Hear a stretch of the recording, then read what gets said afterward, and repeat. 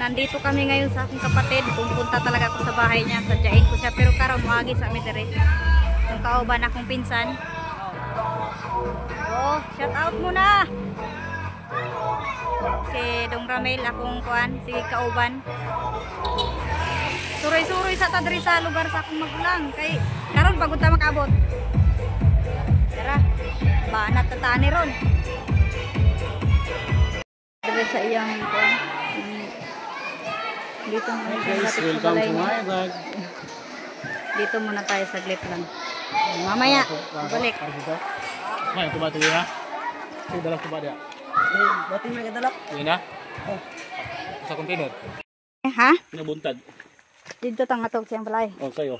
Nya kay bulakaw mo po daw siya. Atok inday. Ha? Inday. Inday balibilin. Amag ka mo to? Kay inday libilin daw. Siya ulit mabilin. Inday libilin. Madto kalito niya. Dito lagi tayo nga tulog sa imong balay lagi. Dito rano. Ay dili pista man gud ron, mamista pa man po siya. Sakto man pud ding pag-anhin nato kay pista. Mamupuli taw niya. Uli jud ta.